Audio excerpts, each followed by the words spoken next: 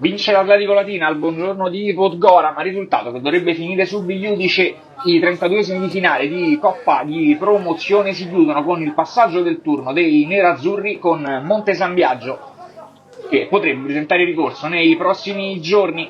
Azione offensiva da parte dei biancoverdi del Prete nei primi 24 minuti di gioco, sinistro che termina alto sopra la traversa, poi il vantaggio da parte del Monte San Biagio con Paparelli al 26esimo che di destro in diagonale fa 0-1.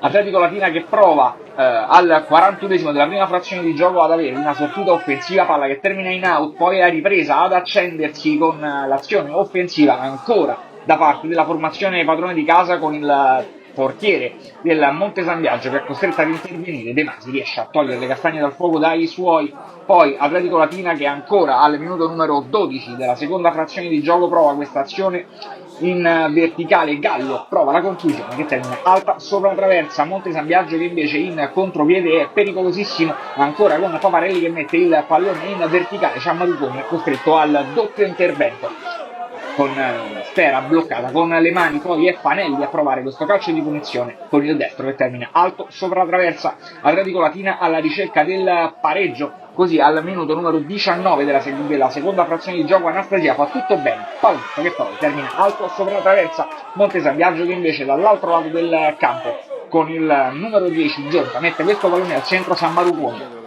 si estende e con una bella parata mette il pallone in corner. Ancora Atletico Latina pericoloso al 36esimo del secondo tempo, palla che arriva al numero 18 della formazione in maglia nera Loria con Spalloni che poi si perde. Ultima azione offensiva da parte dell'Atletico Latina con Paglione che tu per tu di testa mette il pallone incredibilmente alto sopra la traversa. Poi un match che prosegue ai calci di rigore con questi che in realtà non si sarebbero dovuti battere.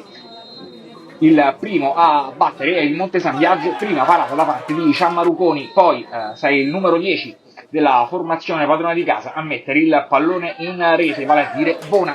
A battere allora è Fanelli che rimette tutto quanto in parità. Stessa situazione per Cosimi, calcio di rigore molto simile e gol anche per l'Atletico Latina. Ancora Paparelli che non sbaglia il tiro dagli 11 metri mettendo il pallone da una parte con Ciammaruconi che va dall'altra.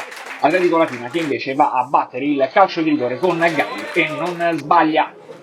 Meta per il Monte San Biagio con il sinistro, prova la rete Radiccioli, sempre per l'Atletico Latina non sbaglia la sua conclusione. Ultimo calcio di rigore per il Monte San Biagio con Palluzzi. Ciammaruconi si esalta di nuovo e match che termina qui.